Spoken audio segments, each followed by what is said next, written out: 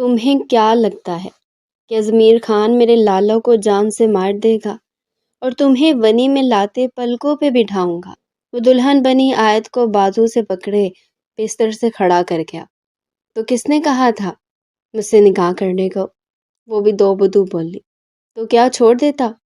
جی تو چاہتے تمہیں جان سے مار دوں اور تمہارے ظالم لالا کو بھی۔ تم دونوں قاتل ہو ہماری خوشیوں کے۔ شاہزل خان کے دل و دماغ میں سخت قہر بھر رہا تھا۔ ہاتھ لگا کے دکھاؤ، میرے لالا ہاتھ توڑ دیں گے تمہارے۔ وہ بھی آنکھوں میں آنکھیں ڈالتے بولی، اس کے ہاتھ پیر تو میں توڑوں گا، لیکن اس سے پہلے تمہارے جسم کو ایسے نوچوں گا کہ تم نے جو جھوٹا الزام میرے لالا پر لگایا نا، اس پہ تم پچھتاؤ گی۔ شاہزل خان نے اسے بستر پر زور سے دھکا دیا کہ وہ منہ کے بل گری تھی۔ شاہزل خان نے غصے سے اپنی قمیض اتار کر دور اچھالی تو آیت نے پیچھے ہوتے سہم کر اسے دیکھا۔ میرے لالا کو تمہیں پہچاننے میں غلطی ہو گئی، تم بھی اپنے لالا زمان جیسے ہی گھٹیا نکلے جس نے بھی میرے ساتھ۔ خبردار جو میرے لالا کا نام بھی اپنی زبان سے لیا، زبان کھینچ لوں گا تمہاری۔ اس کا جبڑا دبوچے غصے سے پھنکارا۔ لوں گی، سچ سننے کی ہمت رکھو۔ وہ مجھ پہ گندی نگاہ رکھتا تھا۔ آیت کی بات پہ شاہزل خان کا دماغ پھٹنے کے قریب ہوا۔ آیت اس کے نگاہ میں تھی، اس کی بیوی تھی اب، اس کی محرم، اس کی ملکیت۔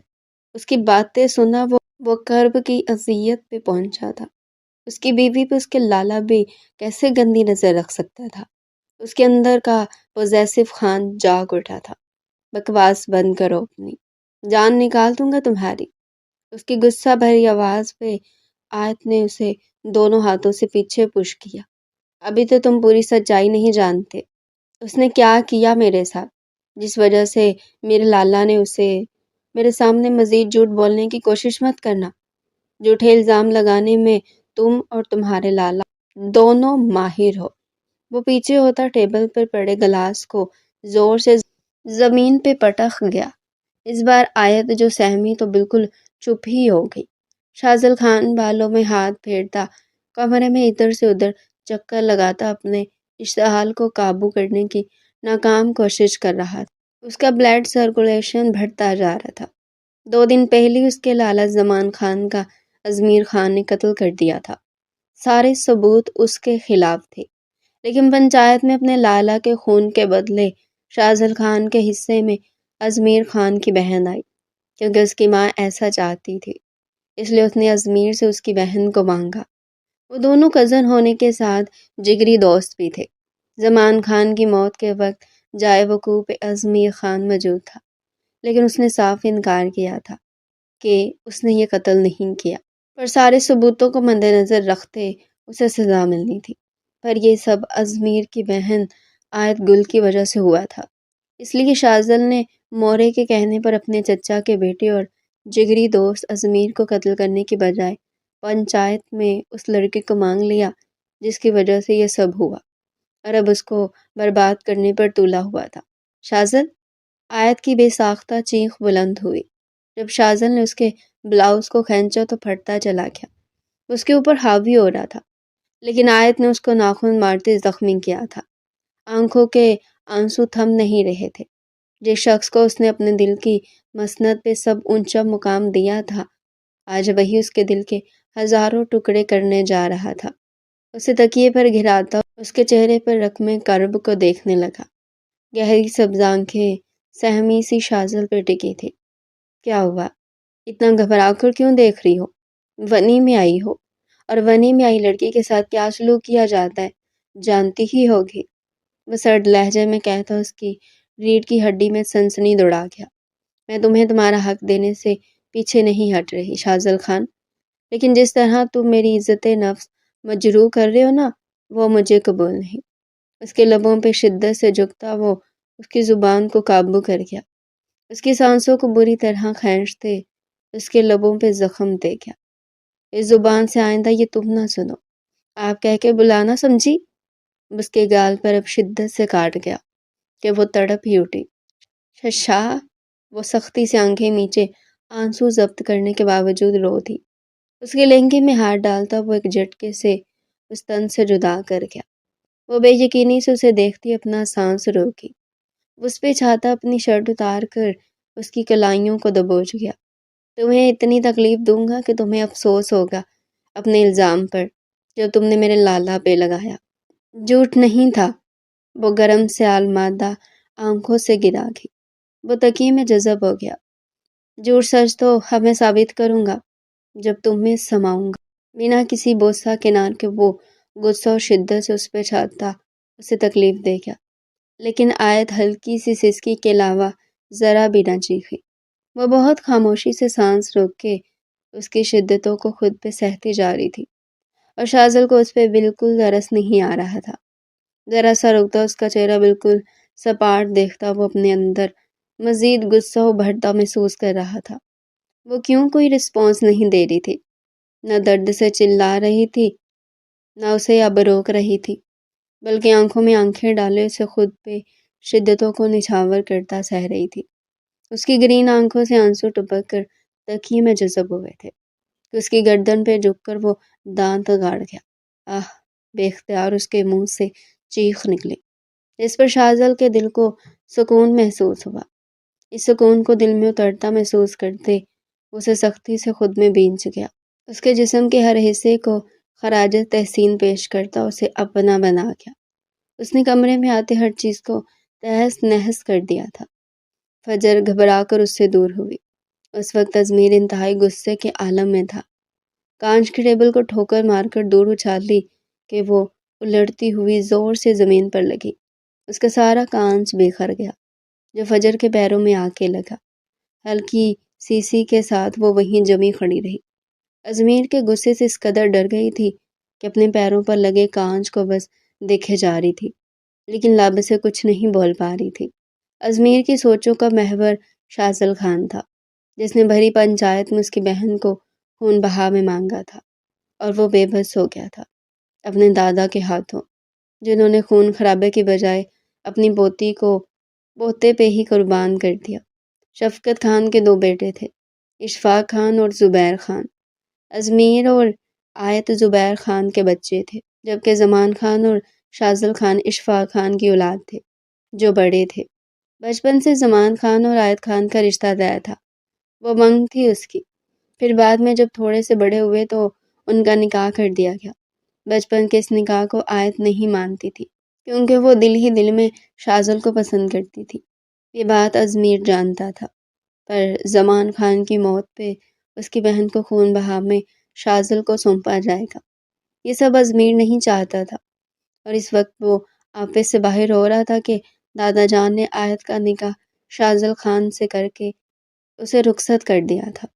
ایک ہی حویلی کے دو پورشن تھے، ایک میں اشفاق خان کی فیملی آباد تھی تو دوسرے میں زبیر خان کی۔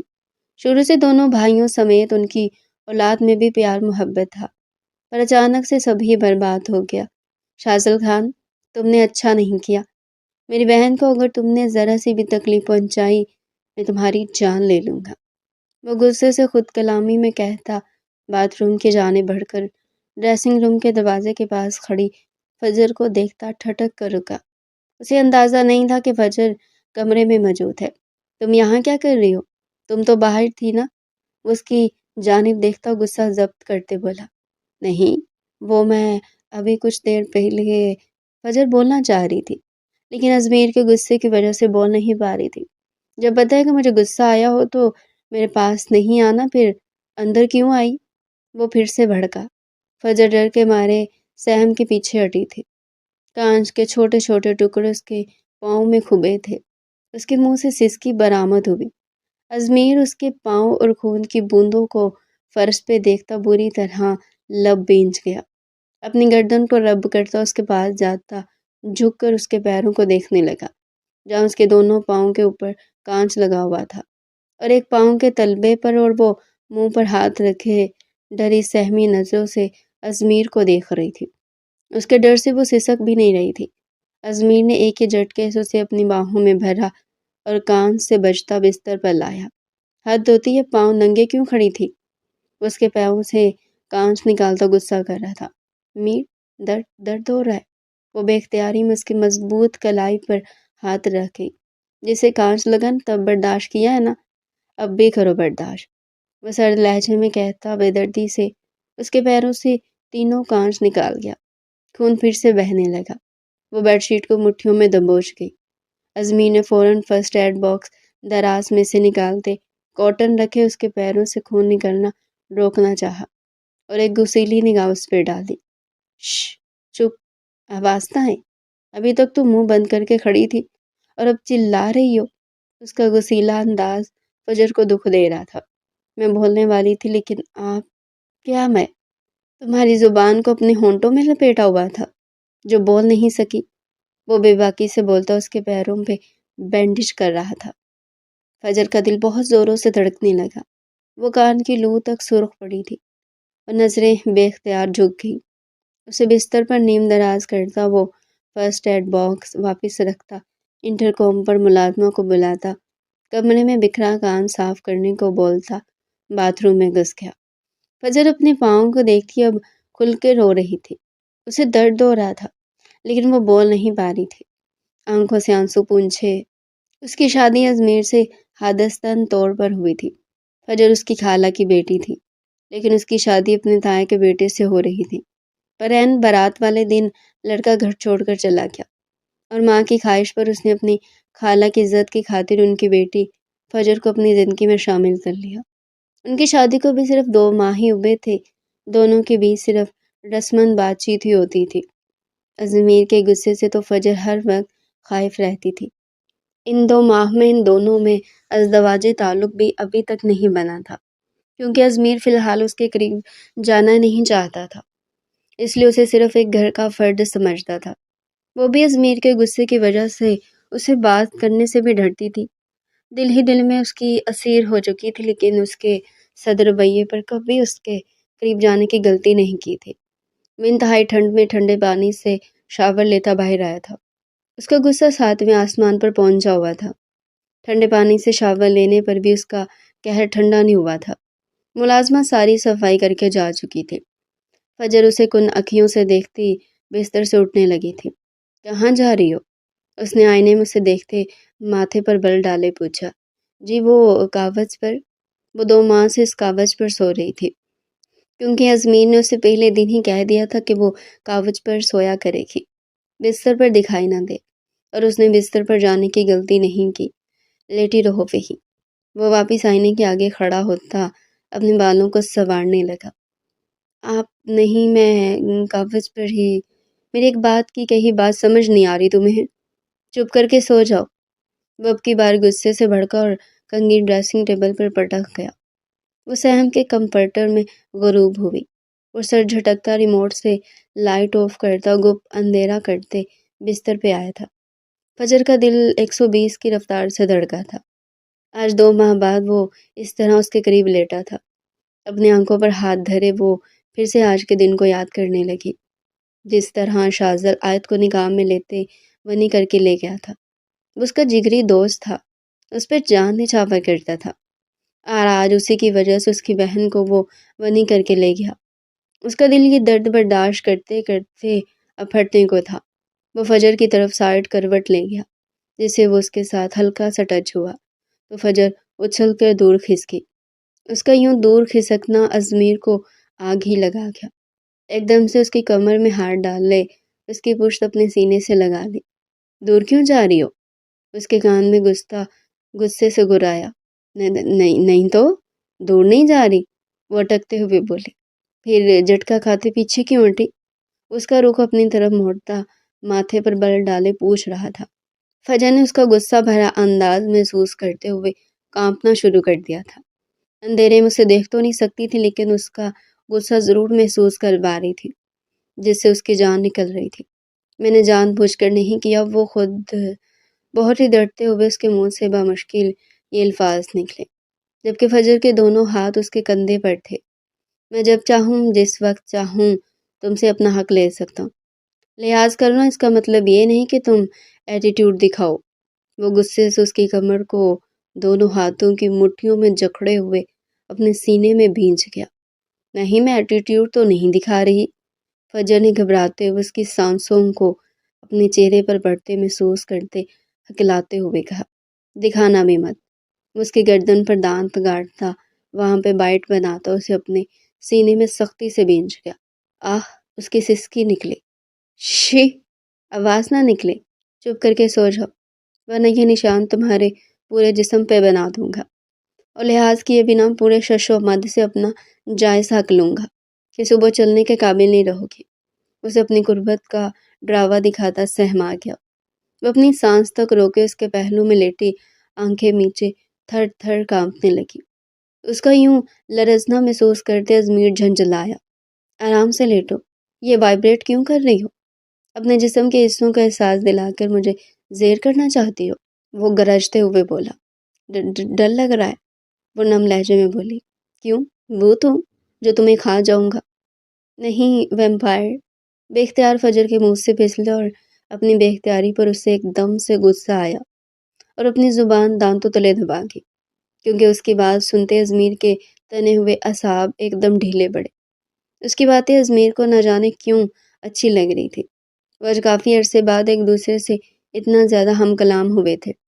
اگر تم 2 منٹ کے اندر چپ کر کے نہ سوئی تو میں واقعی ویمپائر بن کر تمہارا سارا خون پی جاؤں گا۔ اس بار اس کا لہجہ غصے کے بجائے حق لیے ہوئے تھا۔ پلیز نہیں، میں سو رہی ہوں، فجر نے کہتی جٹ سے آنکھیں بند کر لی۔ لیکن وہ سوتی کیسے؟ ازمیر کے ہاتھوں میں سے بری طرح جکڑے ہوئے اپنے سینے میں بھینچا ہوا تھا۔ اس کی اتنی سی قربت پر ہی وہ پسینے پسینے ہو چکی تھی، جبکہ ازمیر اسے اپنے سینے میں بھینچے اپنے اندر کے تیش کو کم ہوتا محسوس کر رہا تھا اور کچھ حد تک پرسکون ہو گیا تھا۔ اس کی وجہ سے کچھ بھی نہیں جانتا تھا، لیکن وہ یہ سمجھ گیا تھا کہ یہ لڑکی اس کے سکون کا باعث ہے۔ کچھ ہی دیر میں دونوں ایک دوسرے کو ہی سوچتے نیند کی وادیوں میں کھو گئے۔ صبح آیت کی آنکھ کھلی تو اسے اپنا سانس رکتا ہوا محسوس ہوا۔ اس نے اپنی پلکیں واہ کی جو بہت بھاری ہو رہی تھی۔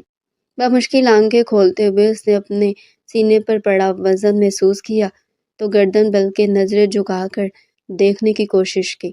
شاذل خان مکمل اسے اپنے باہوں کے حصار میں لیے اس کے سینے پر سر رکھ کر سو رہا تھا۔ آیت کا دل زوروں سے دھڑکنے لگا۔ رات کے منظر آنکھوں کے سامنے ایک فلم کی طرح چلنے لگے۔ جس طریقے سے شاذل خان نے اس پہ لفظوں کا وار کیا اور پھر اس کے جسم سے اپنا حق وصول کیا، اس کی آنکھوں میں پھر سے آنسو بھرنے لگے۔ لیکن گزرتی رات نے اس کی قربت میں آیت کے دل میں محبت کا احساس بھی جگایا۔ وہ شروع میں تو بہت سختی دکھا رہا تھا، لیکن بعد میں اس کی نرم لمس پہ آیت بھی پگھلتی چلی گئی تھی، اور بے اختیاری میں جب وہ اس کے بالوں میں انگلیاں چلا رہی تھی تب یہ لمحے یاد کرتے اسے خود پہ غصہ آیا۔ وہ اپنا کوئی کمزور لمحہ شاذل خان کو نہیں دینا چاہتی تھی۔ اس پہ بعد میں وہ اس کے اوپر ٹونٹ کرے، لیکن رات کو وہ بھی شاذل خان کے ساتھ بہک گئی تھی۔ کیا دیکھ رہی ہو؟ پھر سے دل کر رہا ہے؟ وہ ذرا سا اوپر اٹھتا اس کی گرین آنکھوں میں جھانکا تھا، جس پر آیت نے دانت پہ دانت جماتے ہوئے رخ پھیرا، جو شاذل خان کو سخت غصہ دلا گیا اور اس کا جبڑا پکڑے واپس اپنی جانب موڑا۔ آئندہ میری طرف سے رخ پھیرا تو اچھا نہیں ہوگا۔ شاذل خان کی بات پر آیت نے اپنی آنکھیں چھوٹی کرتے ہوئے اسے دیکھا۔ کیا کر لو گے؟ پھر سے وہی کرو گے جو رات کو کیا؟ میرے جسم سے اپنی پیاس بجھاؤ گے؟ سب مرد ایک جیسے ہوتے ہیں، عورت تم لوگوں کے لیے صرف ایک ہی کام کے لیے ہے۔ اس کے علاوہ تم سب مرد لوگوں کو عورت کی احساسات، اس کے جذبات کوئی قدر نہیں، کوئی اہمیت نہیں۔ دے دیا لیکچر، ہو گئی تمہاری بکواس پوری۔ اب میری بات غور سے سنو۔ تمہیں تمہارے دادا جان نے میرے نکاح میں دیا ہے، اپنی مرضی سے۔ چاہتی تو انکار کر سکتی تھی، لیکن نہیں کیا، تم انکار کر دیتی۔ تم نے بھی نہیں کیا، اور جس رات کا تم مجھے طنز کر رہی ہو نا، یہ مت بھولو کہ اس رات میں تم بھی میرے ساتھ برابر کی شریک ہو۔ You enjoyed my closeness. پیچھے ہٹے، مجھے سانس نہیں آ رہی۔ اس کی بات پر سٹ پٹاتے ہوئے اسے دونوں ہاتھوں سے پیچھے دھکیلنے لگی۔ سانسیں تو آج رات کھینچوں گا، بلکہ آج کیا، ہر رات کھینچوں گا، تاکہ تم ایک ایک سانس کے لیے میری محتاج ہو جاؤ، اور تمہارا میر لالا وہاں تمہیں تڑپتا ہوا دیکھ کے خود بھی تڑپے گا۔ تب میرے دل کو سکون آئے گا۔ شاذل خان نے اپنا پورا وزن دوبارہ سے اس کے اوپر ڈالتے ہوئے واقعی میں اس کی سانسوں کو روک دیا۔ بہت ظالم ہو خان، وہ روحان سے ہوتے ہوئے بولی۔ ابھی تو میں نے ظلم کے پہاڑ نہیں توڑے تم پر، تمہارے الزام کو بھی میں اب سچ کروں گا۔ وہ جھٹکے سے اس کو اپنی پہنائی گئی شرٹ کھینچ کر ایک ہی پل میں اس کے تن سے جدا کر گیا۔ ایک بار پھر سے آیت کی سسکی نکلی، اسے اٹھنے کا موقع دیے بنا اس کی دھڑکنوں پر جھکتے اس پہ جھاننے لگا۔ You enjoy it, you must enjoy it. اپنی شدتوں کو بڑھاتا ساتھ میں اپنے ہاتھوں اور ہونٹوں کی بے باکیوں سے اسے ایک بار پھر بے بس کر گیا تھا۔ نہا کے فریش ہوتی وہ کمرے سے باہر نکلی، اس کے جسم کا انگ انگ درد سے چور تھا۔ شازل کو کسی کی کال آئی تھی جو شاید بہت زیادہ امپورٹنٹ تھی، اور وہ بامشکل اس کو بخشتا ہوا اس کے جان خلاصی کرتے ہوئے جا چکا تھا۔ اس کے جانے کے بعد وہ بامشکل ہی اٹھتی شاور لیے اب باہر آئی تھی۔ بک سے اس کی جان نکل رہی تھی۔ کچن میں جاتے ہوئے اس نے اپنے لیے ناشتہ بنانے کا سوچا۔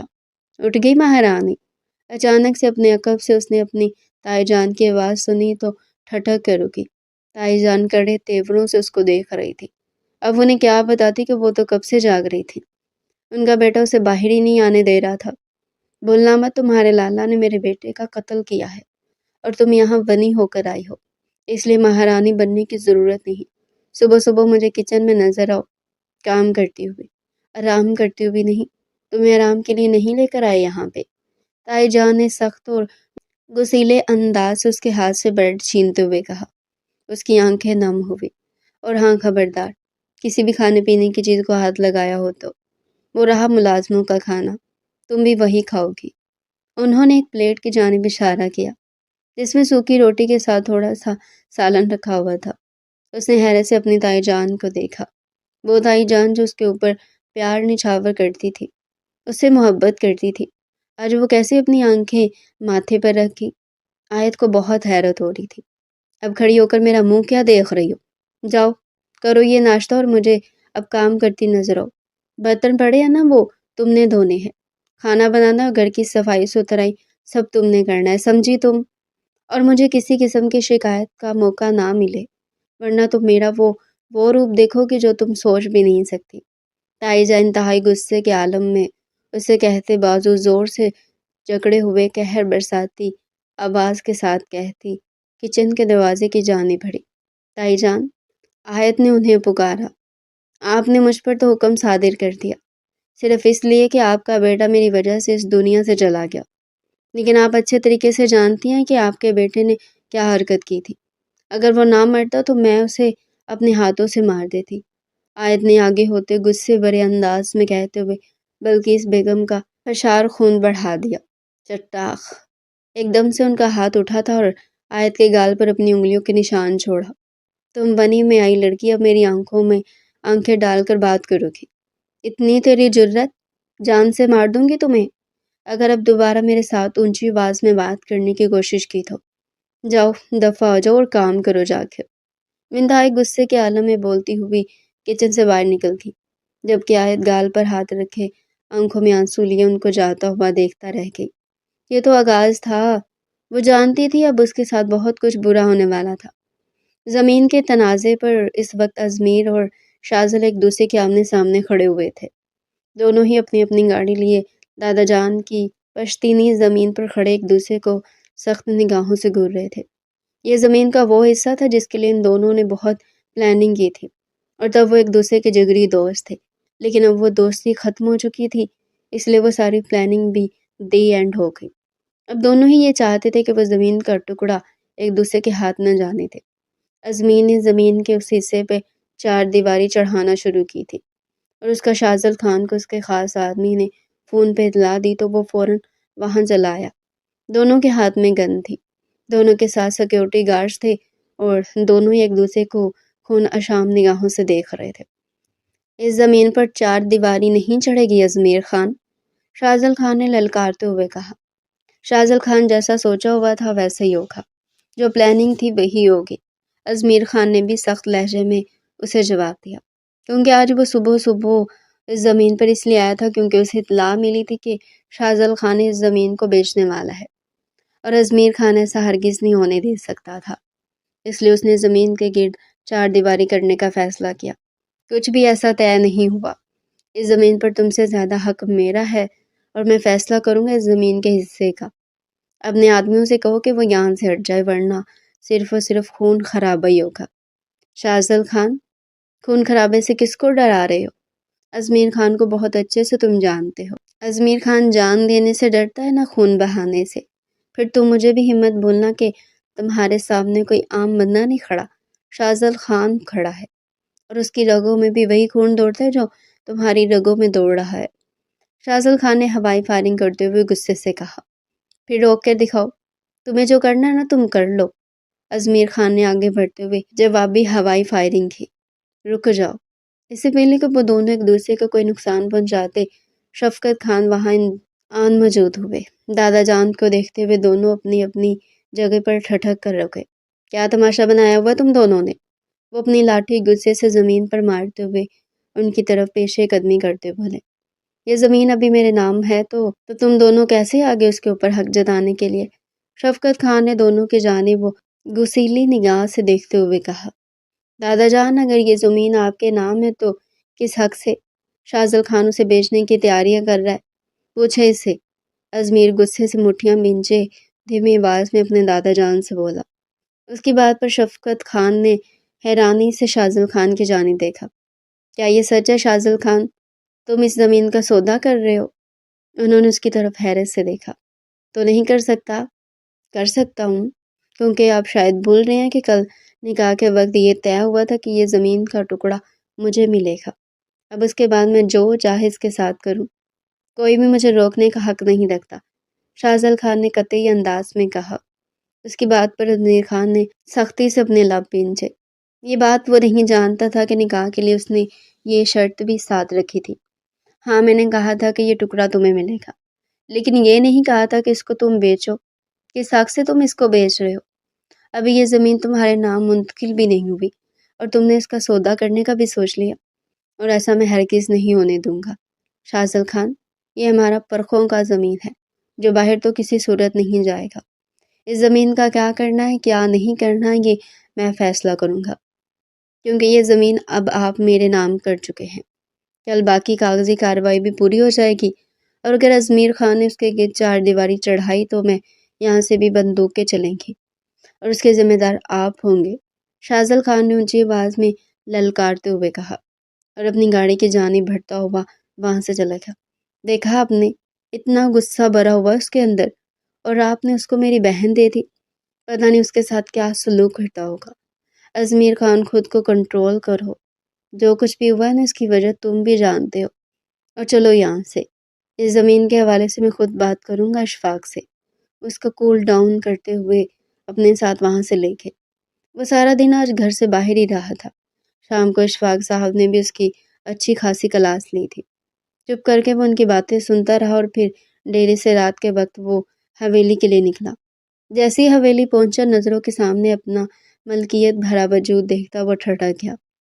وہ اس وقت لانڈری والی سائڈ پر کھڑی واشنگ مشین لگائے کپڑے دھو رہی تھی۔ کلائی پر بندھی اپنی گھڑی پر وقت دیکھا، رات کے 9 بج رہے تھے، اور اس وقت وہ لانڈری ایریا میں کھڑی کپڑے دھو رہی تھی۔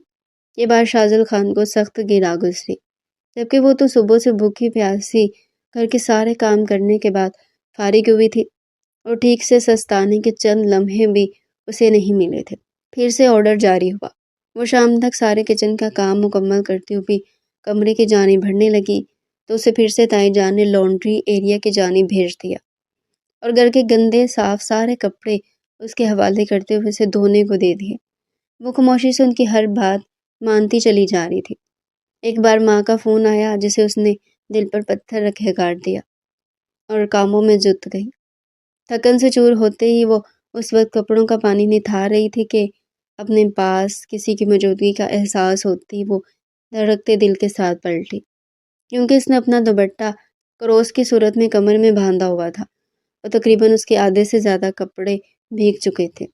زندگی میں کبھی ایک رومال نہ دھونے والی آج لانڈری ایریا میں کھڑی پورے گھر کے کپڑے دھو رہی تھی۔ یہ کون سا وقت ہے کپڑے دھونے کا؟ وہ ماتھے پر بل ڈالے پوچھ رہا تھا۔ اپنی مورے سے پوچھیں، میں تو ونی میں آئی ہوں نا، سوال جواب کرنے کی حیثیت نہیں میری، وہ سرد لہجے میں کہتی واپس پلٹتے مشین بند کرتی۔ اب اس میں سے کپڑے نکال رہی تھی۔ اس کی اب بے بس ہونے لگی تھی، کلائیوں میں انتہا کا درد ہو رہا تھا۔ پہلی بار ایک ساتھ اتنا کام کرتے ہوئے اسے بے اختیار خود پہ ترس آنے لگا۔ بند کرو یہ سب، اور کمرے میں آؤ۔ وہ اس کے وجود کا ایکسرے کرتے آنکھوں میں خماری لیے بولتا، قدم واپس موڑے نہیں، جب تک یہ ختم نہیں ہوتے مجھے اجازت نہیں یہاں سے ہلنے کی۔ وہ کرب سے غصہ ضبط کرتی بولی، تمہیں میری ایک بات سمجھ نہیں آتی؟ کمرے میں آؤ۔ اسے آنکھیں دکھاتا وہ اب سب کچھ وہیں بکھیرتا اس کی کلائی تھامے کمرے کی جانب پیشے قدمی کر گیا۔ کمرے میں لے جاتے دروازہ بند کیا اور سامنے کھڑی اپنی بیوی کے بھیگے وجود کو دیکھنے لگا۔ ایک جست میں اپنی قمیض اتار کر کاغذ پر پھینک گیا۔ آیت گھبرا کر سرنفی میں ہلاتی پیچھے ہٹی۔ پلیز شاذل، وہ جو کچھ کہنے والی تھی شاذل کے خود کو کھینچ کر سینے سے لگانے پر اپنے الفاظ حلق میں دم توڑتے محسوس کرنے لگی۔ کیا؟ بولو، جواب دو۔ کہا تھا نا ہر رات میری قربت کی مار ملے گی، پھر یہ انکار کیوں؟ اس کی آنکھوں میں آنسو دیکھتا وہ بری طرح جھنجھلایا تھا۔ میں نے دن سے کچھ نہیں کھایا اور کام کر کر کے میں تھک چکی ہوں شاذل، مجھ میں ہمت نہیں آپ کو سہن کرنے کی۔ اس کی رات کی شدتیں یاد کرتی نہ چاہتے ہوئے اپنے لیے احساس کی بھیک مانگ رہی تھی۔ تو کھانا کھانا تھا نا، بتا کر گیا تھا نا تمہیں کہ آج رات کوئی لحاظ نہیں کروں گا۔ ملازموں نے کھانا بچایا نہیں کہ میرے حصے میں آتا۔ وہ ضبط کے باوجود آنسو بہا گئی۔ اس کی بات سنتے شاذل زلزلوں کی زد میں آیا اور اس کی کمر سے گرفت ڈھیلی پڑی۔ کیا کہنا چاہ رہی ہو؟ ملازموں کا کھانا کیوں؟ آپ تو ایسے انجان بن رہے ہیں جیسے جانتے ہی نہیں۔ بھول کیوں جاتے ہیں کہ میں آپ کے لالا کے قتل کی وجہ بنی ہوں اور آپ کا لالا تائی امی کا بیٹا تھا۔ جب آپ میرے ساتھ کوئی رعایت نہیں کر رہے تو وہ کیوں کریں گی؟ اس کی تلخ بات اور تلخ لہجے پہ شاذل نے اس کی کلائی کو سختی سے جکڑا۔ پلیز شاذل، ہاتھ ہٹائیں۔ وہ درد سے بلبلا اٹھے۔ شاذل کو اس کو یوں تڑپتا دیکھ اپنا ہاتھ فوراً پیچھے ہٹا گیا۔ وہ اپنی کلائی پر پھونکے مارتی آنسو بہا رہی تھی۔ شاذل نے اس کی کلائی دوبوشتوں سے دیکھا تو جلنے کا ایک بڑا نشان اس کا دل دہلا گیا۔ یہ کیسے آیا؟ اس کے لہجے میں فکر مندی تھی۔ آئے تلخی یا ہنسی ہنستی۔ کچھ زخم آپ نے دیے، کچھ آپ کی مورے نے۔ فکر نہ کریں، بنی میں آئی ہوں، ابھی عادت نہیں ان زخموں کی۔ لاڑی بہت اٹھائے ماں باپ نے، آڈ اٹھا کر ظلم ہی کیا۔ کاش تھوڑی سختی کرتے تو آج سختی سہنے کی ہمت بھی ہوتی۔ مجھے پہیلیاں مت بجھواؤ، یہ کلائی کیسے جلی؟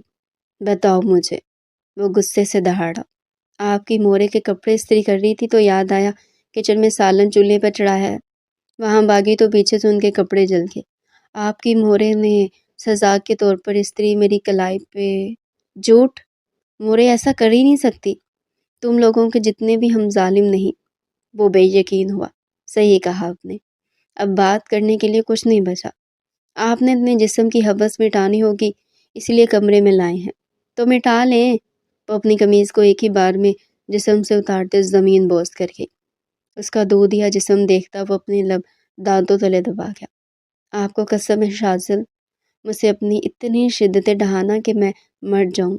وہ سسکتی بولی۔ اس کی بات پر شاذل نے کھینچ کر اسے اپنے سینے میں بھینچا۔ وہ نازک جان باقی اتنا ظلم نہیں سہ سکتی تھی۔ اس کو چچا جان نے بہت نازوں سے پالا تھا کہ اسے آج تک ایک کانٹا بھی چبھنے نہیں دیا، لیکن شاذل کے نکاح میں آتی ایک دن اور ایک رات میں ہی اس کا حلیہ بگڑ گیا تھا۔ ویسی تو نہیں تھی، شوق و چنچل، وہ اپنی ہنسی کو کہیں کھو چکی تھی۔ وہ اپنی شرٹ واپس پہنتا کبڈ کی جانب بڑھتا، اس کے لیے کپڑے نکالتا خود اسے پہنا گیا، جبکہ اپنے لب بری طرح بنچے ہوئے تھے۔ کپڑے پہناتے اس کے گرد اپنی شال لپیٹے اس کی کلائی احتیاط سے تھامے باہر آیا۔ مورے، مورے! اس کی پکڑ کلائی پر جتنی نرم تھی آواز اتنی ہی سرد تھی۔ کمرے سے نکلتے بلقیس بیگم نے حیرت سے بیٹے کی آواز سنی۔ کیا ہوا؟ کیوں شور مچایا ہوا ہے؟ مورے، آیت کا ہاتھ کیسے جلا؟ اس نے سرخ آنکھوں سے اپنی ماں سے سوال کیا، جبکہ آیت پھر سے بلقیس بیگم کی سخت نظریں خود پہ سہتے شاذل خان کے پیچھے چھپی تھی، جسے شاذل نے محسوس کی تو مزید جھنجھلایا۔ لگا دی آگ ماں بیٹے میں، ایک بیٹا میرا تو موت کے گھاٹ اتار دیا، چھین لیا مجھ سے، اب دوسرا بیٹا جیتے جی چھیننے لگی ہو۔ وہ روتے ہوئے آیت کو دیکھتے کرب سے بولی۔ مورے، یہ میرے سوال کا جواب نہیں، آپ نے کس حق سے اس کا ہاتھ جلایا؟ آپ نے ایسا کیوں کیا؟ میرا جوان جہان بیٹا مرا ہے اس لڑکی کی وجہ سے، کیسے معاف کر دوں؟ کیسے بھول جاؤں؟ تم اس کو ونی کر کے لایا نا، اس کا یہی کہا تھا کہ یہ ایسی زندگی جی۔ آپ بھول رہی ہیں، یہ بنی میں میرے نکاح میں آئی ہے، میری بیوی ہے، اسے تکلیف دینے کا، درد دینے کا حق صرف مجھے ہے، میں جو چاہے سلوک کروں اس کے ساتھ۔ لیکن آپ نے آج کے بعد آیت پر کوئی سختی نہیں کرنی، ورنہ وہ سخت لہجے میں وارن کر رہا تھا، جبکہ اشفاق خان انہیں خاموشی سے دیکھ رہے تھے۔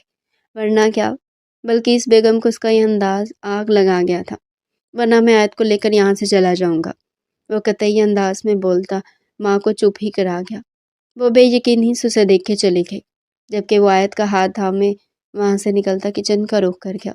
دیکھا آپ نے کیسے آنکھوں میں گھس رہا تھا آپ کا بیٹا؟ وہ پلٹ کر شوہر سے مخاطب ہوئی۔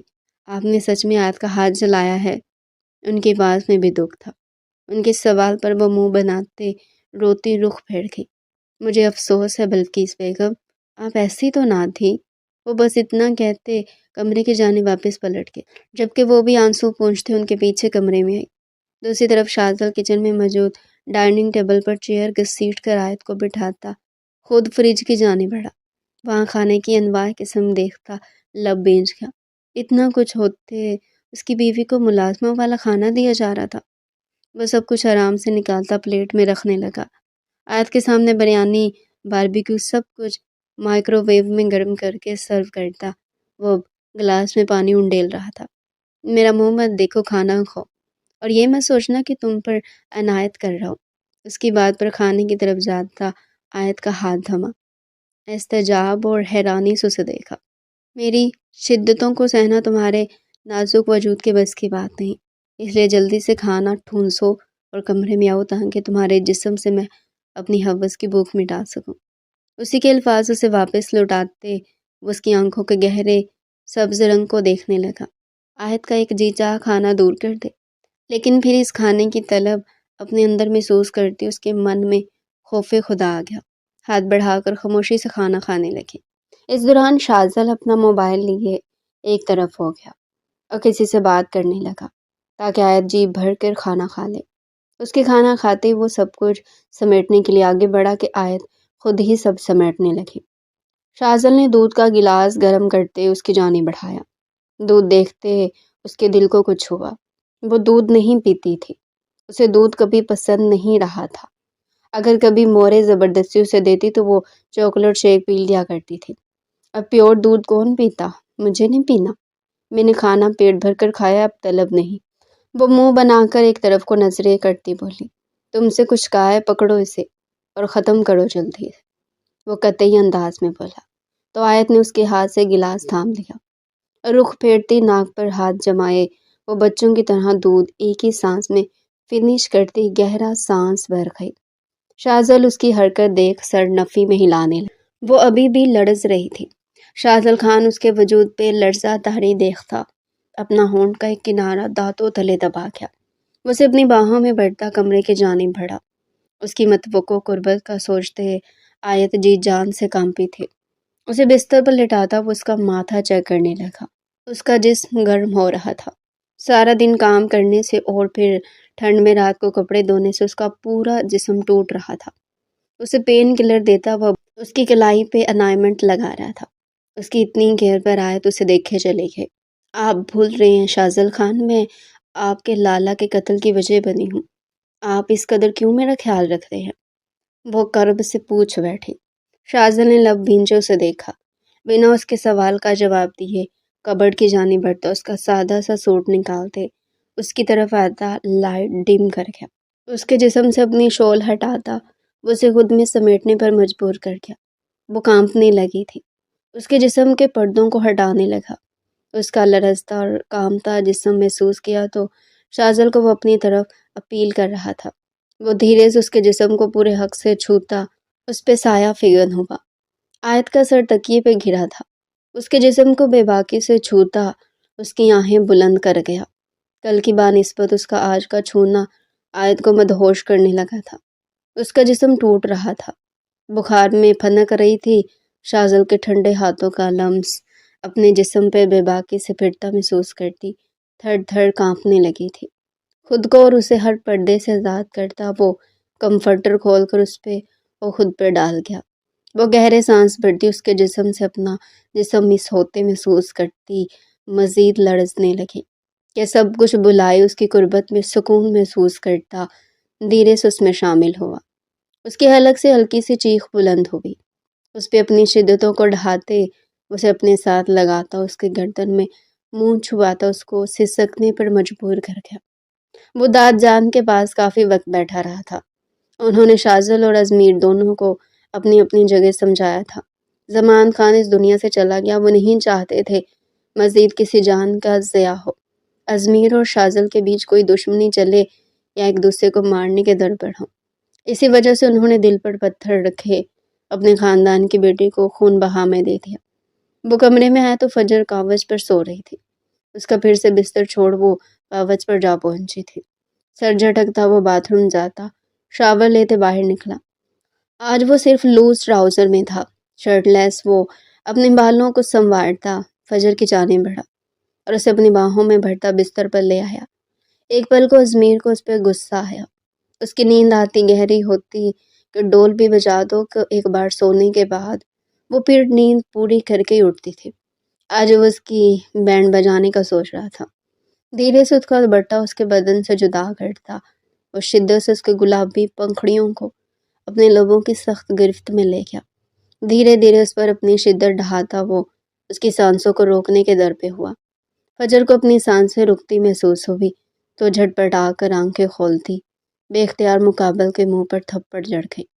ازمین نے ذرا سا پیچھے ہوتے حیرت سے اس کو دیکھا۔ وہ سہم کر اپنی سانس روکی، اس کے برہنہ کندھے پر ہاتھوں کو ٹکائے۔ اب وہ لرز رہی تھی۔ پلیز مارنا نہیں، میں نے جان بوجھ کر نہیں کیا، خود بخود ہو گیا۔ وہ کانپتے لہجے میں صفائی دے رہی تھی۔ اب میری طرف سے بھی جو ہوگا وہ خود بخود ہوگا۔ دانت پیس کر بولتا وہ اس کی ریڑھ کی ہڈی میں سنسنی دوڑا گیا۔ اسے لگا وہ اسے بدلے میں تھپڑ مارنے لگا ہے۔ وہ دونوں گالوں پر اپنے ہاتھ جما گئی، جبکہ ازمیر خان لائٹس کو آج بنا بند کیے انہیں ڈم کرتا فجر کے جسم سے ایک لمحے میں اس کی قمیض کو اتار گیا۔ وہ حیرت سے اسے دیکھنے کی کوشش کرنے لگی۔ آپ یہ کیا کر رہے ہیں؟ وہ اس کی شدت کا سوچتے بری طرح گھبراتے ہوئے بولے۔ بدلہ لے رہا ہوں۔ اس کے کان میں گمگیر آواز میں سرگوشی کرتا اس کی گردن پر جھکتا اپنے لمس کو بکھیرنے لگا، جبکہ مضبوط ہاتھوں نے اس کی نازک دھڑکنوں کو مسلتے ہوئے آخری پردے سے بھی آزاد کر دیا۔ اس کی سسکیاں کمرے میں گونج رہی تھی، جبکہ اس کے نازک بدن پر وہ اپنی چھاپ چھوڑتا چلا جا رہا تھا۔ پلیز رک جائیں۔ اسے بے انتہا شدت سے خود میں سماتا محسوس کرتی وہ پنک ہو گئی۔ شی، مجھے روکنے کی ناکام کوشش بھی مت کرنا۔ تم میری ہو، صرف میری، حق ہے تم پر میرا، ملکیت میں ہو میری۔ کوئی شور شرابہ کر کے میرے ان مومنٹس کو خراب کرنے کی ضرورت نہیں۔ آپ مجھے درد دے رہے ہیں۔ وہ دھیرے سے منمنائے۔ بچی نہیں ہو چھوٹی سی جو اس طرح شکایت کر رہی ہو، بالغ ہو، اور شادی کرنے کا مطلب کیا ہے؟ کون سی شادی بنا ازدواجی تعلق کے مکمل ہوتی ہے؟ آج 2 ماہ بعد تمہارے قریب آئے اور تمہارا رونا دھونا شروع ہو گیا۔ یا تو میرا ساتھ دو یا روتی سسکتی مجھے برداشت کرو۔ وہ کہتا غصے سے اس پہ اپنی شدتوں کو آہستہ آہستہ بڑھاتا چلا گیا۔ وہ واقعی بہت نازک تھی۔ اس کے لیے ازمیر کے لیے پہاڑ جیسے وجود کو خود پر سہن کرنا آسان نہ تھا۔ وہ اب کی بار سسکیاں بھرتی اس کی دی شدتوں کو اپنے نازک جسم پر سہتی درد سے دوہری ہو رہی تھی۔ اس کا یوں پنک ہونا جسم وہ اپنے ٹانگوں میں لاک کر گیا۔ خبردار اب ہلی دو، وہ اسے ڈانٹ گیا۔ ہلوں بھی نہ، سسکوں بھی نہ، آپ اتنے برے ہیں اور مجھ پر لیٹے ہیں، میرا سانس بھی نہیں آ رہا اور مجھے ڈانٹ بھی رہے ہیں۔ وہ بچوں کی طرح اس کی شکایتیں اس سے بھی لگا رہی تھی۔ اگر اس لمحوں کو انجوائے کرو گی تو درد نہیں ہوگا، اور اب اتنا بھی درد نہیں ہوتا جتنا تم شو کر رہی ہو۔ وہ سر جھٹکتا پھر سے اس پہ چھانے لگا۔ کیا درد نہیں ہوتا؟ آپ کو کیا پتا؟ آپ کے اندر۔ اس کے باقی کے الفاظ ازمیر نے اپنے لبوں سے چن لیے، اور اس بار بہت محبت سے اس کے لبوں اور گردن پر اپنے ہونٹوں سے بچھاڑ کرتا اس کا دھیان اس طرف لگا تو اسے کمفرٹیبل کرنے لگا، اور وہ دھیرے دھیرے ہوتی بھی چلی گئی۔ اس کی قربت میں جہاں فجر کو درد ادراک ہوا وہیں وہ اس کے سارے درد چنتا بھی چلا گیا۔ آپ جھوٹ بول رہی ہیں مورے۔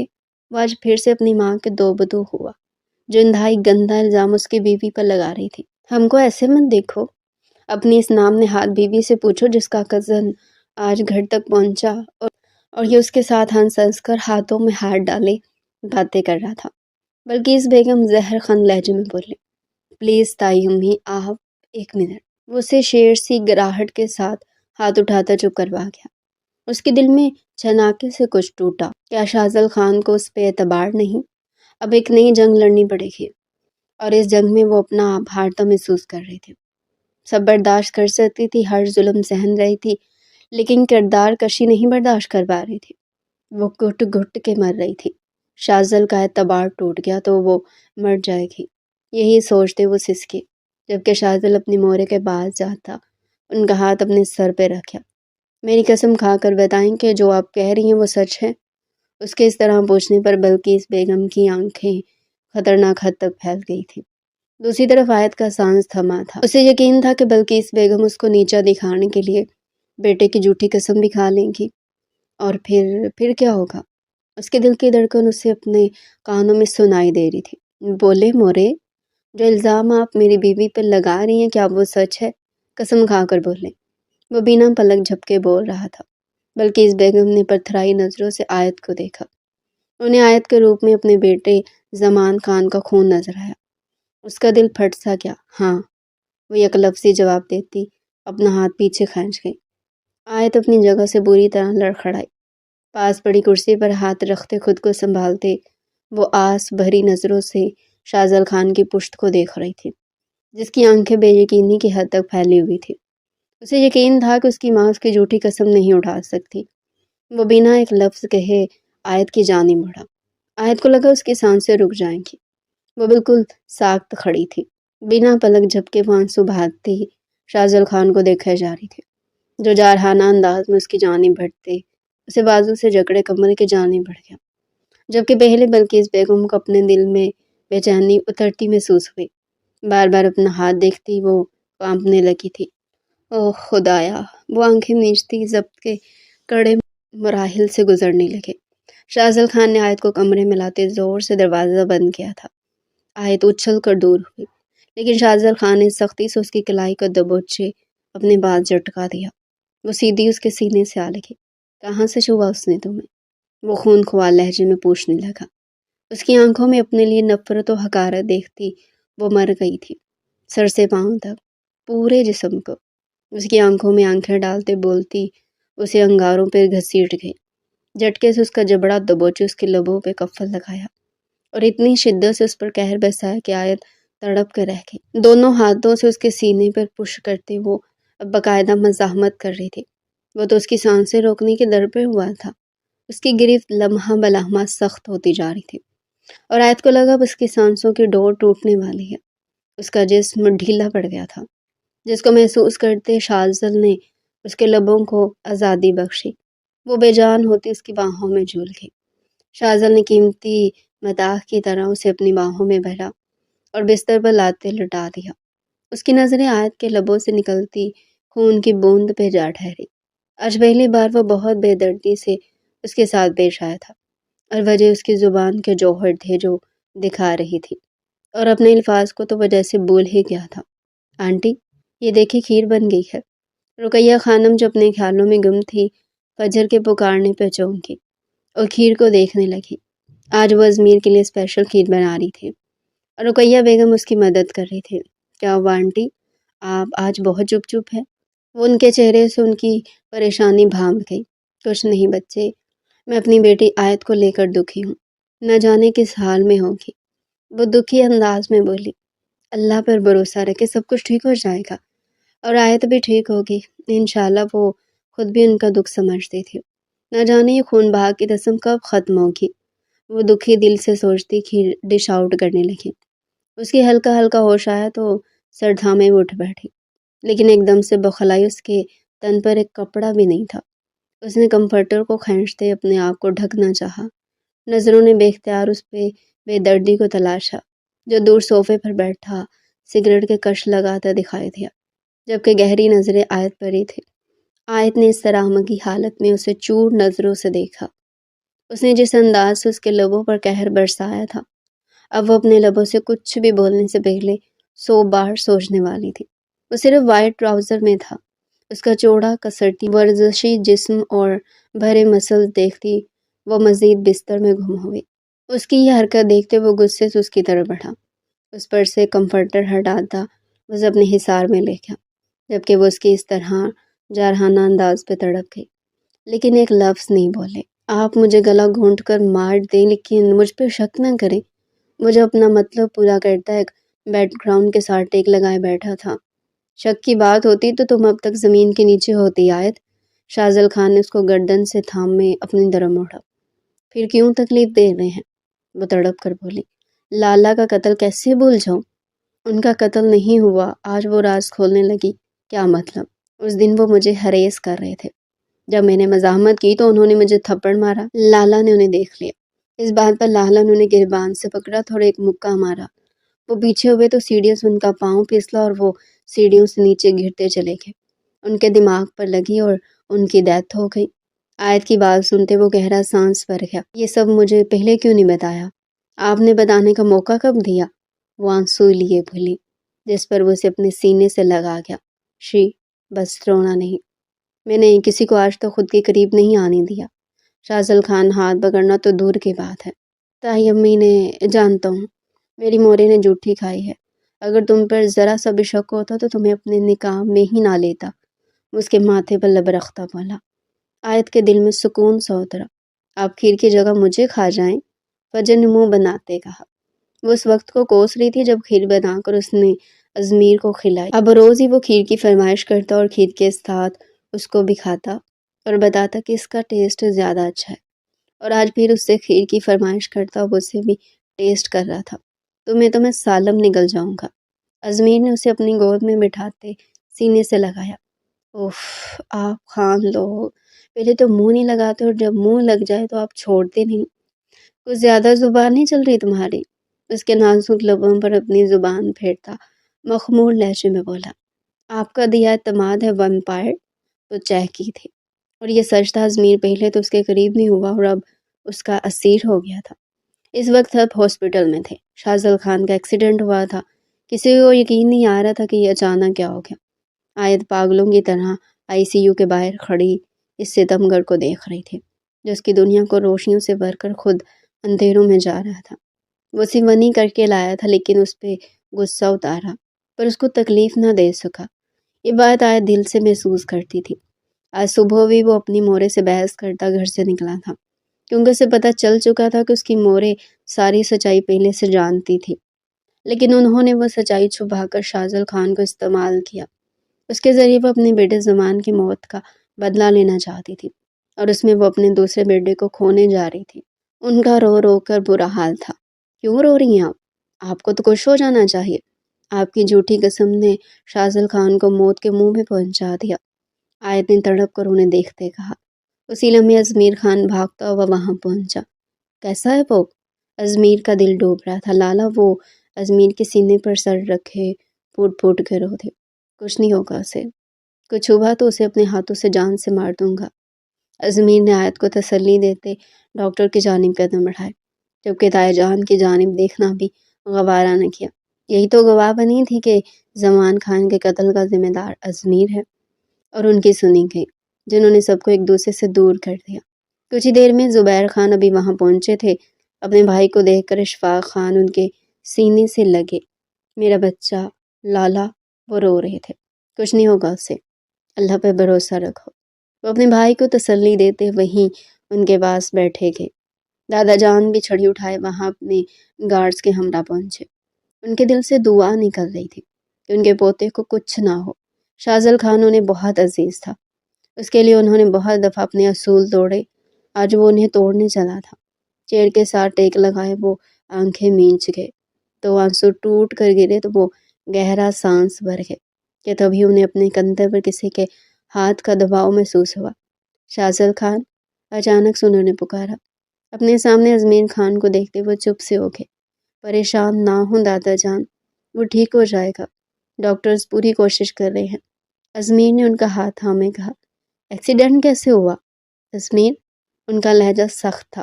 معلوم نہیں دادا جان، گاڑی درخت میں جا لگی تھی، خون بہت بہہ گیا ہے، ڈاکٹرز پوری کوشش کریں، بس آپ دعا کریں۔ ان کو تو تسلی دے رہا تھا، پر اس کا اپنا دل بہت بے چین اور دکھی تھا۔ وہ نہیں جانتا تھا کہ اس کی بہن کو یوں اکیلا چھوڑ کر اسے اندر ہی اندر مکمل بھروسہ تھا۔ تبھی اپنی بہنوں سے سوم تھی۔ آیت کا رو رو کر برا حال تھا۔ ازمین نے اسے رونے سے منع کیا اور دعا کرنے کو کہا۔ وہ ہاسپٹل کے پیئر روم میں جاتی، عصر کی نماز ادا کرتی، پھر نوافل ادا کرتے، اپنے مجازی خدا سے دعائیں مانگنے لگے، اور پھر اللہ نے اس کی سن لی، اس کی جان بچ گئی تھی۔ وہ اللہ کا شکر ادا کرتی، بلکہ اس بیگم کے پاس جا بیٹھی اور ان کا ہاتھ تھامے انہیں حوصلہ دیا تو وہ روتے ہوئے اس کے گلے لگے۔ میں نے بہت غلط کیا تمہارے ساتھ، مجھے معاف کر دو آیت بچہ، میرا شازل خان، اسے اللہ نے بچا لیا، ورنہ میں خود کو کبھی معاف نہیں کر پاتی۔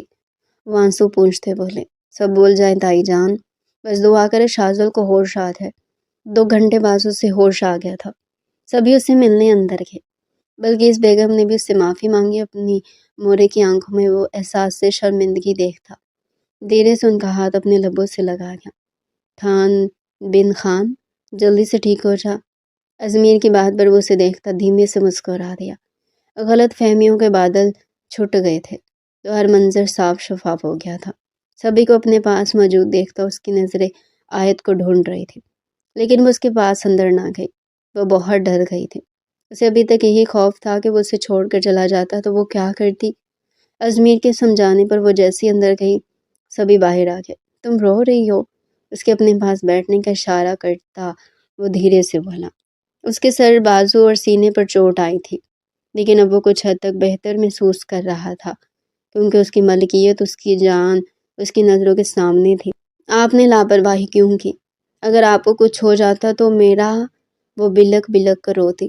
آنسو مت بہاؤ یار، زندہ ہوں، اسے تنگ کرتا بولا تو اسے غصے سے ایک مکہ جڑ گئی تو شازل کراہ کر رہ گیا۔ اوہ آئی ایم سوری، کہاں لگی؟ وہ اس پہ جھکی بولتی، بہت اپنی اپنی سی لگی۔ اور اس بات کا فائدہ اٹھاتے ازمیر نے اس کا چہرہ خود کے قریب کرتے اس کے لبوں پہ لب رکھ دیے۔ وہ بری طرح سٹ پٹائی۔ کیا ہو گیا ہے شازل خان؟ ہاسپٹل کے بستر پہ ہو اور رومانس سوچ رہا ہے، باز آ جائیں، اسے ڈپٹتے ہوئے بولے۔ میرا قصور، تمہیں دیکھتے ہی رومانس کا کیڑا تنگ کرنے لگتا ہے۔ وہ اسے ایک آنکھ ونک کرتا بولا تو وہ اسودہ سا مسکرا دی۔ وہ جانتی تھی اب سب کچھ ٹھیک ہو جائے گا، ایک بار سب پھر ایک دوسرے سے مل جائیں گے۔ بے شک ہر مشکل کے ساتھ آسانی ہے۔